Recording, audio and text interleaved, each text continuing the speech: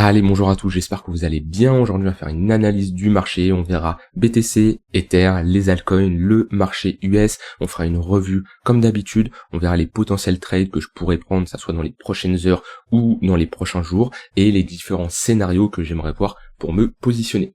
Avant de commencer l'analyse, je tiens à vous rappeler, il vous reste 3 jours pour profiter de l'offre en cours, 200 € offerts pour la rentrée sur le programme Devenir Trader, un programme que tu sois trader débutant, intermédiaire ou avancé, que tu trades sur court, moyen ou long terme, c'est un programme qui te permettra de devenir rentable sur les marchés. 27 heures de vidéos, 15 modules qui te permettent de bien maîtriser l'analyse technique, être autonome, prendre de bonnes décisions, avoir une stratégie de trading, avoir un bon money management, une bonne psychologie. Je te montre également mes setups de trading rentable, mes stratégies, comment je fonctionne, comment toi créer ta propre stratégie, bien comprendre le marché, un programme très complet.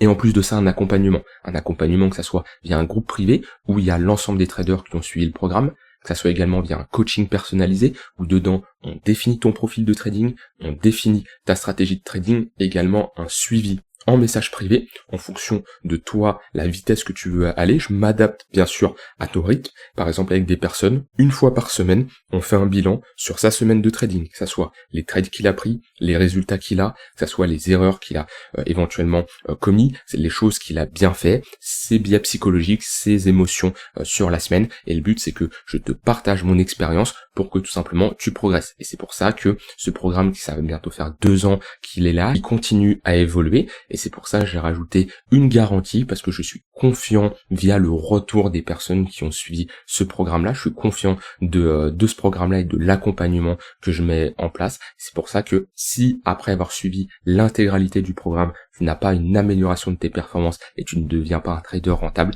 eh ben je m'engage à te rembourser intégralement. Donc tu n'as plus d'excuses pour ne pas te former, tu n'as plus d'excuses pour ne pas devenir un trader rentable. Donc voilà, si ça t'intéresse, tu as 200 € offerts. Par contre, il ne te reste 3 jours seulement pour profiter de l'offre. Si tu as des questions, n'hésite pas à me contacter en message privé. Si tu veux également avoir le retour des membres qui ont suivi le programme, tu peux tout simplement aller dans le Discord, dans le groupe Discord, tu verras tout simplement tous les témoignages, tu peux discuter avec eux si ça t'intéresse, me contacter aussi en message privé à cet endroit-là, et je te mets le premier lien en description pour profiter du programme.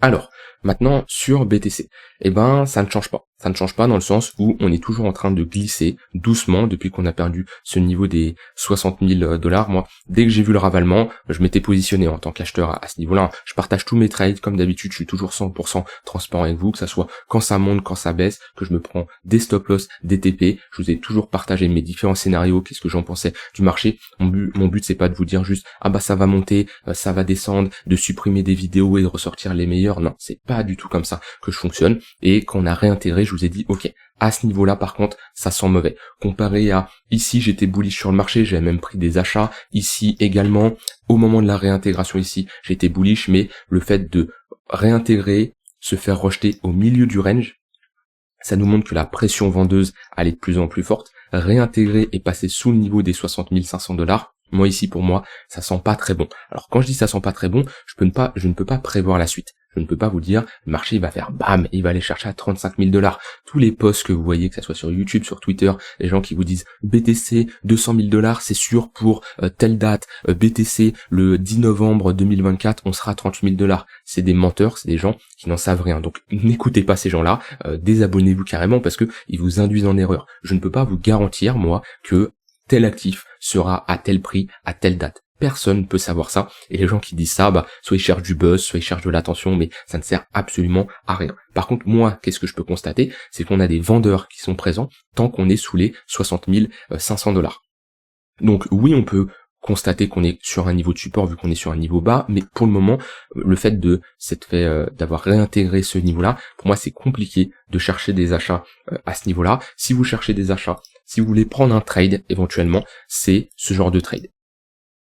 Vous visez la TH et vous avez une zone d'invalidation sous ce creux-là, d'accord? Le risk-reward est intéressant, les probabilités sont plutôt pas mal, mais je trouve le trade quand même assez compliqué au vu du contexte, et d'un point de vue technique, moi personnellement, je préférerais me positionner suivi d'une réintégration, avoir une réintégration et ensuite me positionner. C'est ce que je surveillerai, parce que pour le moment, comme je dis, on glisse. Je vous avais fait une vidéo comme quoi je réduisais mon exposition. C'est pas pour ça que on va se manger un bon 50%, c'est pas pour ça que je suis bearish sur les cryptos et que ça y est, c'est la fin, BTC 10 000 $, les cryptos, il y a plus de cycle, etc. Comme je vois certains c'est soit noir ou blanc, c'est soit 300 000 $ et le lendemain on fait une bougie verte, ah ça y est, c'est fini les cryptos, fin du cycle, cette fois-ci c'est différent. Non, s'il vous plaît, soyez lucide, d'accord, respectez bien votre plan, votre stratégie, ne vous faites pas influencer de cette manière, d'accord. De toute façon, rappelez-vous, le marché fait toujours ce que la majorité des gens, l'inverse de ce que la majorité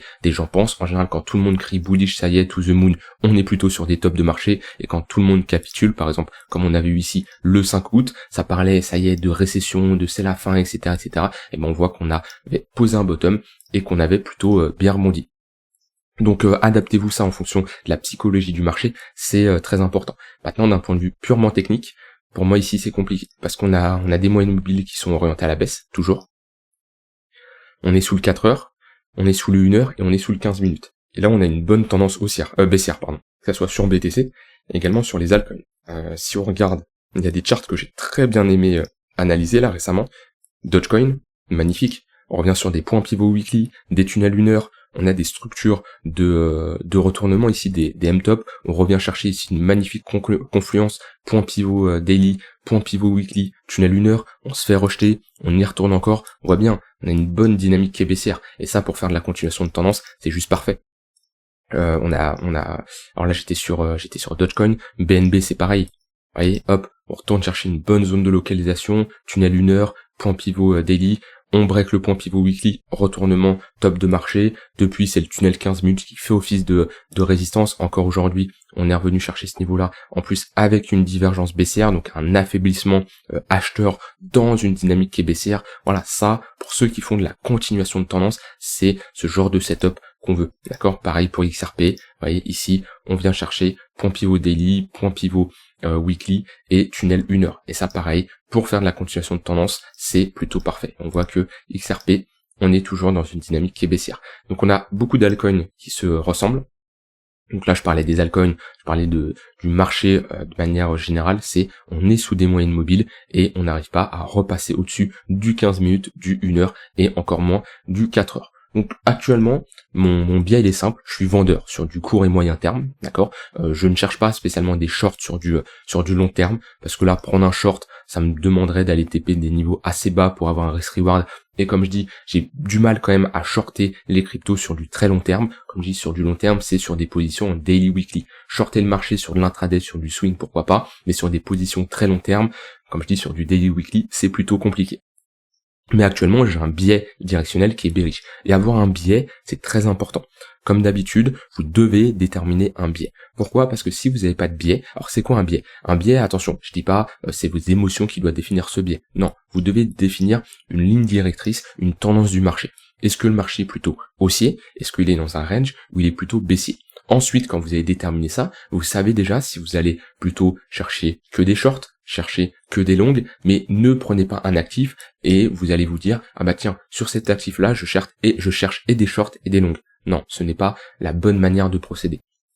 Vous mettez sur 2-3 unités de temps pour faire votre analyse multi-time frame sur si vous faites de la tendance par exemple, et à partir de ça, vous vous dites, ok, et moi est-ce que je vais plutôt avoir une ligne directrice bearish, ça veut dire que je vais chercher que des shorts. Alors chercher que des shorts, c'est pas shorter n'importe où. C'est-à-dire que vous avez une ligne directrice qui vous dit ok, je vais plutôt chercher des shorts. Donc déjà, tout ce qui est achat, vous oubliez, et ensuite vous allez soigner votre exécution dans des bonnes zones pour faire de la continuation de tendance à la baisse. Et ça, c'est très important. Quand vous analysez, ça dépend bien sûr de la fréquence et votre manière de trader.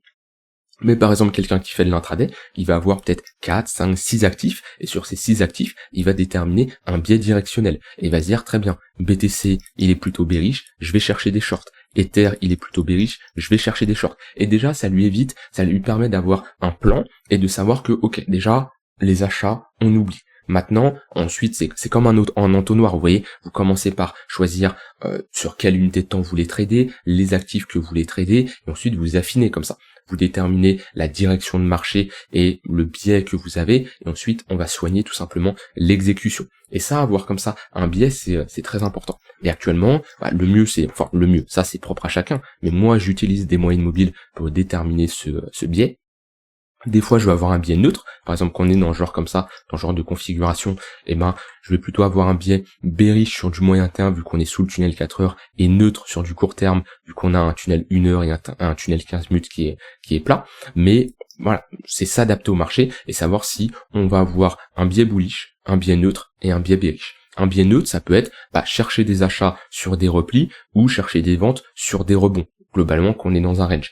Et ici, dans le genre de configuration, on est plutôt dans une dynamique qui est baissière, et on va plutôt chercher des shorts. Maintenant, il faut soigner l'exécution, parce que je peux pas prendre des shorts n'importe où. Est-ce que ça m'intéresse, par exemple, de prendre un short à ce niveau-là, alors qu'on vient de baisser là en quelques, en 2 jours, en une journée plutôt, de moins 4%?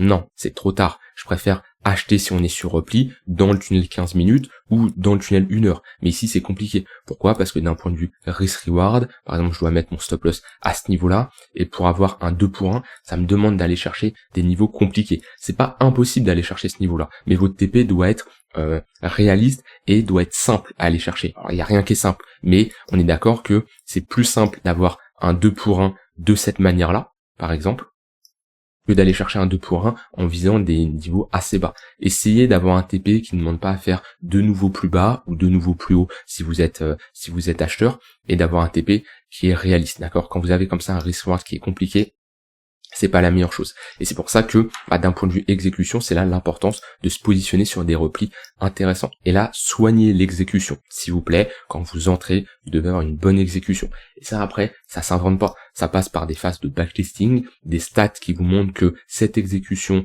sur ce genre d'actif, sur telle période, sur telles unités de temps fonctionne. Vous pouvez avoir un setup qui va fonctionner sur 2-3 actifs, mais qui ne va pas fonctionner sur d'autres actifs parce que c'est un marché qui est totalement différent, et ça, faut le backtester. Faut avoir des stats qui vous montrent ça. Et après, vous avez encore, alors là, je vais pas partir sur un cours là-dessus, mais vous pouvez ensuite avoir la gestion de risque qui rentre en compte, parce que même si vous avez un setup qui marche, si vous avez une mauvaise gestion de votre risque, c'est pas pour ça que ça va marcher. Parce que si vous gérez mal votre phase de drawdown, parce qu'on passe tous par des phases de drawdown, le trading c'est un peu des maths, d'accord? Même si vous avez un setup par exemple qui tourne à 60% de réussite, c'est-à-dire que techniquement sur 10 trades, vous en gagnez 6 et vous en perdez 4, il peut arriver que vous enchaînez 5-6 trades perdants d'affilée. C'est possible. C'est comme jouer à pile ou face, vous avez une chance sur 2, mais vous pouvez enchaîner 3-4 piles d'affilée ou 3-4 faces, voire peut-être voire plus, d'accord? Et ça peut être des phases de perte, des phases de drawdown. Et ça, faut les gérer. Et si mentalement, psychologiquement parlant, vous n'avez pas une bonne gestion de risque, vous pouvez cramer votre capital, alors que vous avez un setup qui marche, d'accord? Et c'est pour ça que il n'y a pas que l'analyse technique qui rentre en compte, on a une grosse partie sur la psychologie, le mindset et la gestion de risque. Donc voilà, c'était comme d'habitude, j'aime bien vous faire des petits cours comme ça dans des vidéos. Mon but c'est pas juste de vous faire une analyse et de vous dire ok tiens, je prends ce trade là, je fais ça. C'est toujours de vous accompagner, de vous transmettre de la valeur, de l'expérience que j'ai acquise pour que vous de votre côté, vous puissiez appliquer tout ça et avoir des résultats. Maintenant, comme je l'ai dit sur BTC, on est baissier, donc là les trades que je surveillerai. Hop. Là déjà, si on a un rebond, alors il faudra avoir un gros rebond, il y a peu de chance. Mais si on a vers les 57 300, c'est une bonne zone pour chercher des shorts, au niveau du point pivot daily, tunnel 15 minutes. Mais si on y va rapidement, on aura un momentum trop fort. Donc en général, je préfère aller chercher un niveau de cette manière. On a un affaiblissement du momentum. Si je prends ici le MACD, on a une divergence baissière, plutôt qu'avoir un rebond, paf comme ça. Souvent, on va avoir un momentum très fort. C'est compliqué de se positionner quand on a un momentum qui est beaucoup trop fort. Donc, à surveiller le tunnel 15 minutes, que ce soit aujourd'hui ou même demain. Si on a un tunnel 15 minutes qui fait ça, avec par exemple un point pivot daily qui est de cette manière, et que le marché fait quelque chose comme ça, ça peut être une bonne zone pour chercher des shorts. Et si on parvient à repasser au-dessus du tunnel 15 minutes, et également le tunnel 1 heure, avec peut-être une confluence avec un point pivot daily, ça peut être une bonne zone pour se positionner. Donc c'est vraiment ce que je surveille là sur BTC pour chercher des shorts on voit que ça marche, on voit qu'on a des moyennes mobiles orientées à la baisse, à chaque fois qu'on va dedans, on a une réaction vendeuse, et ben on continue. C'est sûr qu'à un moment, on va avoir le break de ces moyennes mobiles-là. À quel moment? Je n'en sais rien, ça va arriver à un moment, parce que on a toujours une tendance baissière qui s'arrête, on passe par par un range et on rentre dans une dynamique qui est haussière, mais on ne l'anticipe pas. Pour le moment, on est baissier, et ben je suis baissier et je cherche des shorts. Voilà sur Bitcoin, et pour éventuellement chercher des longues, moi tant que j'ai pas une réintégration de ce niveau-là, c'est compliqué. Ou alors aller chercher des niveaux plus bas, avoir une phase de capitulation comme on a eu ici, revenir chercher les 44 000 $. Mais ça c'est une autre histoire. S'il y a ça, je ferai une update en conséquence. Pour le moment, on est toujours sous les 60 500 $, à l'intérieur d'un gros range, d'accord. Alors pour moi le range il est là, mais on peut l'étendre là éventuellement. Donc là, on va être plutôt sur une borne basse, une zone où on peut chercher des achats. Mais là, vous êtes un peu à contre-tendance, c'est globalement se positionner sur un bas de range, mais précédé comme ça par des sommets de plus en plus bas. Comme je dis, c'est compliqué. À moins d'avoir peut-être une petite structure comme ça, qui nous montre un marché qui se retourne avec un potentiel bottom éventuellement. Mais là, pour le moment, c'est beaucoup trop tôt. Voilà pour le BTC, rien d'autre à dire là-dessus. Au niveau d'Ether, Ether qui revient chercher un niveau long terme qui est plutôt intéressant. Cette zone des 2400, 2300 $, on voit qu'on est pas mal de fois consolidé. Je crois que c'est les 0,382 de Fibo de ce niveau-là. Ouais, c'est ça. Donc là on avait rejeté, on avait créé un petit range. Donc on est sur un niveau de support qui est plutôt pas mal. Maintenant, la dynamique, pareil, est toujours baissière. On voit que le tunnel 4 heures, toujours orienté à la baisse. Le tunnel 1 heure, toujours orienté à la baisse. Bah là, je vais vous dire un peu la même chose que BTC. Ça sert à rien de faire compliqué. Je vais pas vous inventer une analyse, je vais pas sortir d'autres outils, d'autres indicateurs. J'utilise ce qui marche, ce qui fonctionne pour moi. Alors attention, tout peut fonctionner en trading. Tout peut fonctionner. Ce qui compte, c'est que vous avez trouvé des indicateurs, une méthode, une manière de fonctionner qui va avec votre psychologie, votre manière de raisonner, votre manière de penser, et qui est propre à vous. Tout peut fonctionner, mais tout ne peut pas fonctionner avec tout le monde, d'accord? Moi, j'utilise des moyennes mobiles, il y en a d'autres qui ne vont pas réussir à utiliser les moyennes mobiles. C'est pas un problème, ils vont utiliser autre chose, et moi, cette chose qu'ils utilisent, je ne vais pas l'utiliser. Donc, je vais vous dire un peu la même chose que sur BTC, parce que c'est ce qui marche en ce moment, et notre but, c'est pas d'être le trader le plus original, d'utiliser des choses qui sortent de l'ordinaire pour faire joli ou autre. Non, c'est d'utiliser ce qui marche et ce qui nous fait gagner de l'argent. C'est tout ce qu'on veut. Et actuellement, on est dans une dynamique baissière, on est toujours avec des creux et des sommets de plus en plus bas. Alors oui, on se rapproche d'un niveau assez bas, et on pourrait être potentiellement dans un range. Alors là, on aurait plutôt, si je prends les clôtures, une borne basse à ce niveau-là, et une borne haute, du coup, vers ce niveau-là. Oui, on revient sur des niveaux de support, mais pour le moment, la dynamique reste baissière. Donc les pullbacks, tunnel 15 minutes, tunnel 1 heure, pareil, pour faire de la continuation de tendance à la baisse, c'est ce qui est le plus intéressant. Si on break le tunnel 1 heure, le tunnel 4 heures, alors ça peut être une bonne zone. On va regarder ce qu'on a en confluence avec les moyennes mobiles. Ah, ici, il y a une bonne zone là, bonne confluence. Point pivot weekly, point pivot monthly, tunnel 4 heures. Si pour X raisons, on a un pump assez important, c'est une zone intéressante.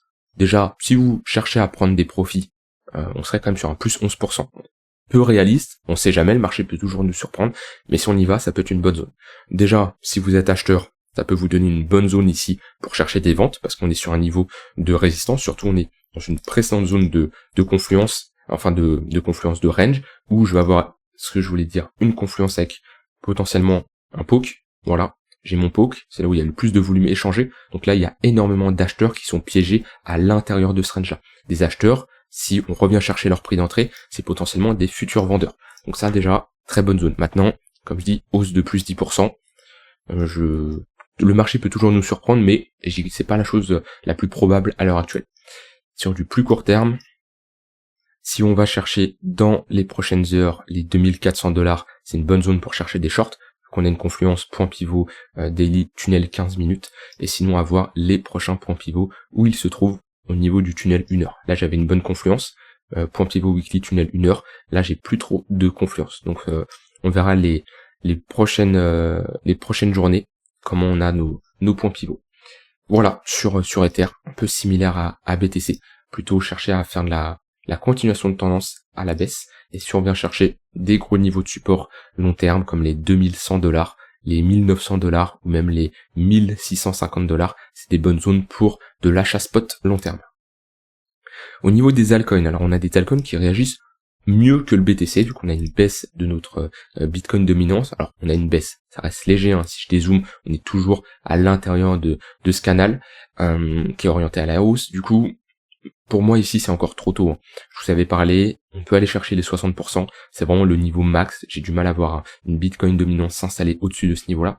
Maintenant, vous mettez pareil des moyennes mobiles, vous prenez le tunnel daily, et on voit que ce tunnel-là fait toujours office de support. Donc tant que on a des creux orientés à la hausse, des sommets orientés à la hausse également, un tunnel daily orienté à la hausse, toujours dans une dynamique haussière, donc toujours un BTC qui s'apprête à surperformer les altcoins. Maintenant, si on commence à voir pattern de retournement, réintégration des 56%, également break et réintégration des 54%, break du tunnel daily, là on pourra avoir déjà des signaux intéressants pour avoir une inversion de notre dynamique et on pourrait partir sur une potentielle altcoin season. Je sais qu'elle est attendue par énormément de monde, cette altcoin season. On peut avoir une altcoin season sûrement quand les gens n'en parleront plus, parce que comme je dis, quand tout le monde parle d'une altcoin season, il y a de grandes chances qu'elle n'arrive pas. Par contre, quand tout le monde sera au bout de leur vie, oui, les altcoins c'est un scam, ça ne marche plus, c'est peut-être là que on aura tout simplement un déclenchement de cette altcoin season. Mais pour le moment, c'est trop tôt. On a encore des moyennes mobiles orientées à la hausse, on a toujours une dynamique qui est haussière. Maintenant, il n'y a pas d'altcoin qui se démarque. Si on regarde comme ça, les altcoins les plus fortes, ça nous sert à quoi? Ça nous sert à voir les altcoins qui sortent du lot, éventuellement chercher des achats. Mais au vu là du contexte, c'est pas la meilleure chose de chercher des achats. Moi, ce que je ferais, je prendrais au contraire les altcoins qui prennent le plus cher, par exemple ICP, Chainlink, on a APT, Tao, et de faire de la continuation de tendance à la baisse sur ces altcoins-là, parce que des altcoins faibles ont plus de chances de rester faibles. Tac. Par exemple, ICP, alors, c'est bien pour la continuation de tendance à la baisse, on le voit bien, les rebonds, tunnel 1 heure, c'est intéressant, mais on est sur un gros niveau de support. Donc compliqué de chercher des shorts ici. On a vu Chainlink, alors APT, on va regarder APT ce qu'on a. Alors, tac. Ouais, on est dans un gros range. Alors, c'est des altcoins qui prennent plutôt cher, mais ce qui est chiant, c'est qu'on se retrouve sur des gros niveaux de support. À moins qu'on perde ce niveau-là, on perd ce niveau-là, on a des pullbacks tunnel 15 minutes, tunnel 1 heure, ça peut être intéressant. On fait quelque chose comme ça. Et là, on a un retracement. Là, c'est quelque chose, on peut avoir un short qui se prend à ce niveau-là. Mais l'importance de regarder comme ça ces altcoins qui prennent cher, c'est de voir ceux qui ont un flux baissier. C'est ce qu'on veut, hein. Quand on veut faire de la continuation de tendance comme ça à la baisse, on veut un momentum bien vendeur. Voilà. Là, on pousse quand même à la divergence haussière, même si on a un petit retour du momentum vendeur. On voit plus sûrement en 1 heure, mais on voit qu'on pousse à la divergence haussière. Ce qu'on veut quand je regarde comme ça les altcoins les plus faibles, c'est de me rendre compte d'une altcoin qui sort un peu du lot et qui prend vraiment cher. On a des vendeurs agressifs, des vendeurs qui poussent. Et ça m'incite à faire de la continuation de tendance, parce que ce que je veux en shortant le marché, je veux avoir une altcoin qui est faible, une altcoin où il y a des vendeurs qui poussent avec un momentum faible. Et ça, je vais pas le retrouver sur des altcoins qui performent bien. Par exemple, là, Uni, qui fait un plus 10% cette semaine. Alors, à voir où elle se trouve. Pas une altcoin que j'analyse sur l'intraday. Ouais, Uni, ici, chercher des shorts, ok. Peut-être en tant que swing trader, parce que on est dans le tunnel 4 heures, mais là, on a une compression. Vous voyez, le tunnel 15 minutes qui fait office de support, et le tunnel 4 heures qui fait office de résistance. Donc là, quelqu'un qui fait de l'intraday, il va plutôt chercher des achats. Quelqu'un qui fait du swing va plutôt chercher des ventes. Mais là, si je fais de l'intraday, d'accord, c'est pour ça que je regardais ici. Alors ici, on a le top 20 en weekly, le top 20 en monthly, et là, c'est le top 20 en daily. Top 20 et la top 20, 20-50. Ça me permet de voir ici sur une journée quels sont les altcoins qui ont pris le plus cher, qui ont le plus baissé. Et si j'ai un uni à plus 10% la semaine, je vais pas la short sur l'intraday, sachant qu'on a une dynamique qui est haussière. Donc c'est pour ça, ça me permet d'éviter de passer en revue toutes les altcoins et d'avoir une visualisation assez rapide sur les altcoins qui corrigent plus que les autres. Donc voilà, au niveau des altcoins, concentrez-vous sur ceux qui sont en tendance baissière, et de chercher plutôt des shorts. Et si on a un break des moyennes mobiles, une inversion de nos dynamiques, faut changer de biais. Ça, c'est vrai, j'aurais pu en parler également, mais tellement de points importants en trading, mais changer de biais rapidement, c'est très important. C'est-à-dire que si vous avez, je vais reprendre la charte du BTC, si vous avez une dynamique qui est baissière, très bien.